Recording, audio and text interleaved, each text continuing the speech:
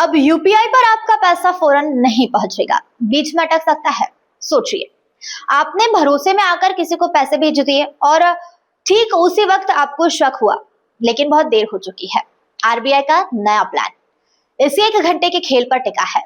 यह 1 घंटा आपको बचाएगा या फिर आपकी टेंशन बढ़ाएगा? क्या हर बड़ा ट्रांजैक्शन अब शक के घेरे में होगा? और क्या आने वाले समय में आपका खुद का पैसा भेजना भी आसान नहीं रहेगा? डिजिटल दुनिया में अब हर क्लिक पर नजर होगी। सवाल यह है कि क्या आप सुरक्षित हैं या फिर निगरानी में हैं?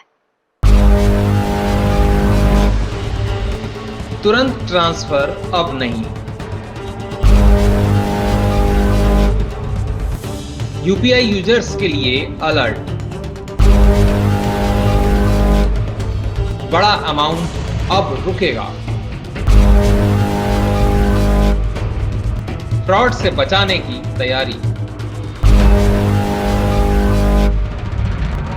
हर ट्रांजैक्शन पर नजर। डिजिटल पेमेंट में बड़ा बदलाव। डिजिटल इंडिया की रीढ़ बन चुका यूपीआई अब एक बड़े बदलाव के दौर से गुजरने वाला है।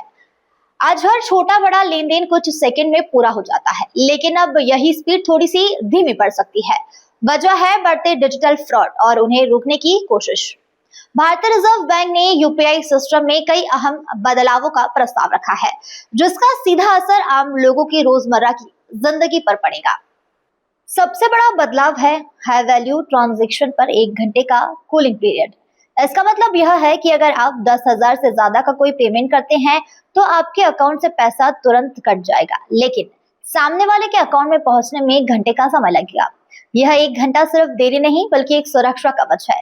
इस दौरान अगर आपको लगे कि आपसे गलती से पैसा ट्रांसफर हो गया है या कुछ फ्रॉड हुआ है, तो आप उसे रिपोर्ट करके ट्रांजैक्शन को रोक सकते हैं। आरबीआई का कहना है 2021 से 2025 के बीच डिजिटल फ्रॉड के मामलों में 10 गुना बढ़ोतरी हुई है, जबकि इसे जुड़ा ट्रांजैक्शन अमाउंट 40 गुना तक बढ़ गया है।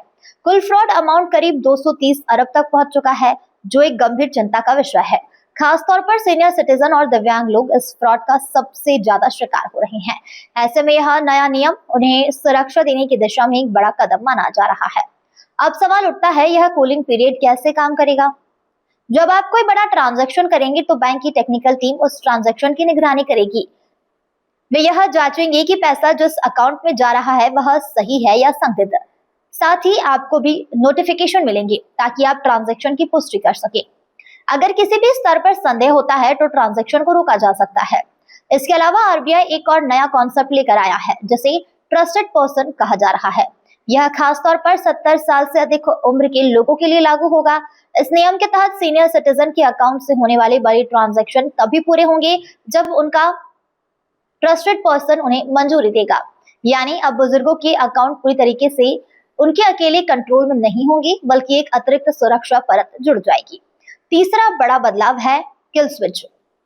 आज के समय में मोबाइल फोन ही बैंक बन चुका है, और अगर फोन चोरी हो जाए या किसी गलत हाथ में चला जाए तो पूरा अकाउंट खतरे में आ सकता है। ऐसे में किल स्विच एक इमरजेंसी ब्रेक की तरह काम करेगा। जैसे ही यूजर्स को लगे कि कुछ गड़बड़ है, वह एक क्लिक में अपने सभी डिजिटल पेमेंट मोड को बंद कर सकता है।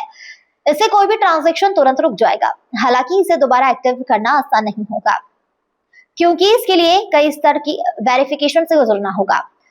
इसी के साथ ही आरबीआई ने मॉनिटरिंग सिस्टम को भी मजबूत करने की योजना बनाई है। अब बैंकों की नजर उन अकाउंट्स पर ज्यादा रहेगी जिसमें असामान्य गतिविधियां होती है। अगर किसी अकाउंट में अचानक बड़े ट्रांजैक्शन होने लगते हैं या वह संदिग्ध लगता है, तो उस पर सालाना ट्रांजैक्शन लिमिट भी लगाई जा सकती है। इसका मकसद साफ है, फर्जी और संदिग्ध गतिविधियों को शुरुआती स्तर पर ही रोकना। हालांकि इन बदलावों के बीच एक राहत की बात भी है। छोटे ट्रांजैक्शन यानी कि 10,000 से कम के पेमेंट्स पर कोई असर नहीं पड़ेगा। वे पहले की तरह तुरंत और बिना किसी देरी के पूरे होते रहेंगे।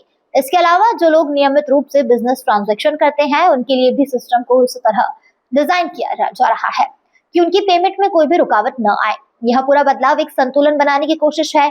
एक तरफ तेजी और सुविधा, दूसरी तरफ सुरक्षा और निगरानी। आरबीआई का साफ संदेश है, डिजिटल पेमेंट सिस्टम को पूरी तरीके से सुरक्षित बनाना जरूरी है ताकि लोगों का भरोसा बना रहे। अब यह देखना दिलचस्प होगा कि आम लोग इन बदलावों को कैसे अपनाते हैं। जहां एक तरफ कुछ लोगों को यह देरी असुविधाजनक लग सकती है, वहीं दूसरी तरफ उनकी मेहनत की कमाई को सुरक्षित रखने का एक मजबूत जरिया भी बन सकता है। कुल मिलाकर यूपीआई का यह नया रूप सिर्फ एक तकनीकी बदलाव नहीं, बल्कि यह डिजिटल फाइनेंस के भविष्य की दिशा में तय करने वाला कदम है। आने वाले समय में यह बदलाव तय करेगा कि हम सिर्फ लेन देन चाहते हैं या सुरक्षित लेन देन।